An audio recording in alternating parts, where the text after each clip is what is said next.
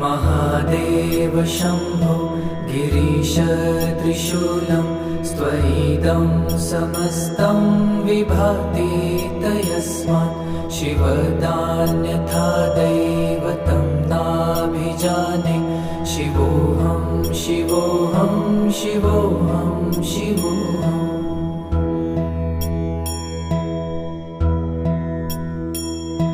यतो जयतेदं प्रपञ्चं विचित्रं स्थितिं याति यस्मिन्नेकान्तमन्ते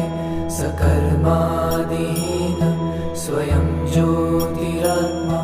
शिवोऽहं शिवोऽहं शिवोऽहं शिवोऽहम्